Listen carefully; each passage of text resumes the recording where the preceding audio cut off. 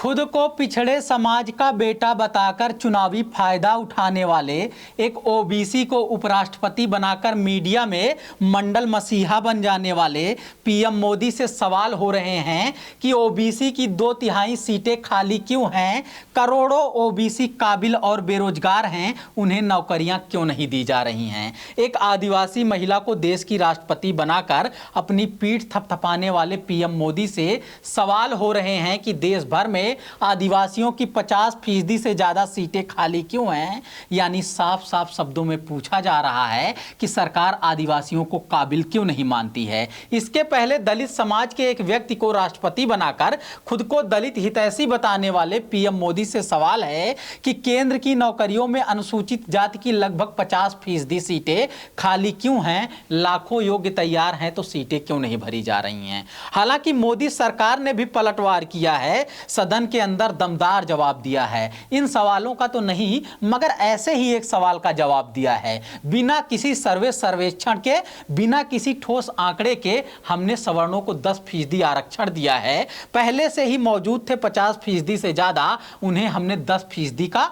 Bonus दे दिया है। चाहे इसे सवालों का जवाब माने, चाहे इसे आरएसएस की मनमांगी मुराद माने, संसद के अंदर सरकार ने ऐलान कर दिया है। इसके साथ ही सबका साथ और कुछ का विकास वाला नारा चरितार्थ कर दिया है। सबका साथ और सबका विकास वाले नारे में थोड़ा सा सुधार कर दिया है। दलितों, पिछड़ों, आदिवासियों की नजरअंदाजी पर मीडिया सवाल नहीं करता है, क्योंकि सरकार से पहले मीडिया ने ही इन वर्गों का बहिष्कार कर दिया है। सरकार तो जातिवादी ही है, उसके यहां आधा का आधा यानी 1/4 पदों पर दलित, पिछड़े, आदिवासी हैं। मीडिया किस हद तक जातिवादी है कि उसने सिर्फ और सिर्फ एक तबके से अपना 90% न्यूज रूम भर दिया है। पहले भी स्थिति कोई अच्छी नहीं थी, मगर बदलाव के लिए बदली गई थी सरकार, और हालत देख लीजिए कैसे गैर बराबरी भरा मोदी का न्यू इंडिया है।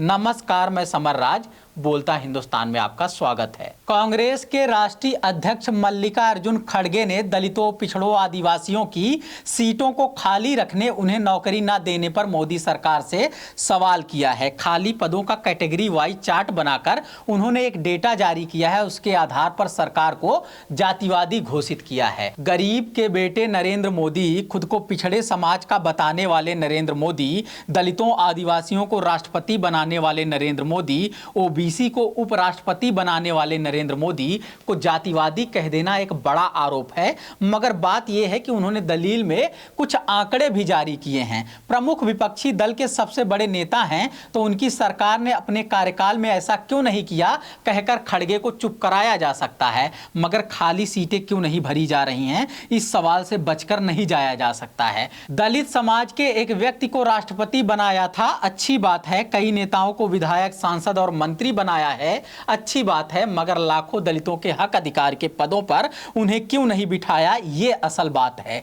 ग्रुप ए की नौकरियों में 48.5% पद खाली हैं, ग्रुप बी की नौकरियों में 60% पद खाली हैं, और ग्रुप सी की नौकरियों में 45.8% पद खाली हैं। यानी कुल मिलाकर 50% से ज्यादा पद खाली हैं। बताइए, इस सरकार ने दलितों का उद्धार किया है या फिर नजरअंदाज किया है। किसी आदिवासी महिला को राष्ट्रपति बनाया, अच्छी बात है, मगर उनके हिस्से के लाखों पदों पर उन्हें क्यों नहीं बिठाया, ये असल बात है। ग्रुप ए की नौकरियों में 53.2% पद खाली हैं, ग्रुप बी की नौकरियों में 60% पद खाली हैं, और ग्रुप सी की नौकरियों में 53.3% पद खाली हैं। बताइए, इस सरकार ने आदिवासियों का सम्मान किया है या फिर उनका हिस्सा देने से इनकार कर दिया है। खुद को ओबीसी समाज का बताते हैं, अच्छी बात है। ओबीसी समाज के एक व्यक्ति को उपराष्ट्रपति बनाते हैं, अच्छी बात है, मगर 2/3 पद खाली क्यों हैं, ये असल बात है। ग्रुप ए की नौकरियों में 60.9% पद खाली हैं, ग्रुप बी की नौकरियों में 74.8% पद खाली हैं, और ग्रुप सी की नौकरियों में 60.3% पद खाली हैं। यानी केंद्र सरकार ने मानो ऐलान कर दिया है, ओबीसी तबके का सरकारी नौकरी करना मना है। सरकार के लोगों का जवाब नहीं होता है, उसमें एक सवाल छुपा होता है। जैसे कि कांग्रेस ने अपनी सरकार में क्या किया है, कांग्रेस ने दलितों, पिछड़ों, आदिवासियों को प्रतिनिधित्व नहीं दिया है, इसलिए भाजपा भी नहीं देगी। तो भाजपा को लोगों ने क्यों चुना है? किसी हीरोइन के कपड़ों पर बवाल मचाने के लिए, किसी की फ्रिज में रखे हुए गोश्त को झांकने के लिए, मॉब लिंचिंग के लिए, दंगा भड़काने के लिए, प्रेमी प्रेमिकाओं को परेशान करने के लिए, पार्कों से भगाने के लिए, 5-10 ग्राम ड्रग्स मिलने पर शोर मचाने के लिए, कई टन ड्रग्स मिलने पर अडानी को बचाने के लिए, हत्या बलात्कार की धमकी वाले भड़काऊ नारे लगाने के लिए, या फिर बलात्कारियों को रिहा कर देने के लिए? आखिर सरकार के लोग अपनी जिम्मेदारी क्यों नहीं समझते हैं कि जनता ने दूसरी बार इतने भारी बहुमत के साथ उन्हें चुना है तो किस लिए? दलितों, पिछड़ों, आदिवासियों में से 3-4 को बड़ा पद दिया है, 30-40 को मंत्री बना दिया है, मगर लाखों करोड़ों के साथ भेदभाव किया है। आखिर किस लिए?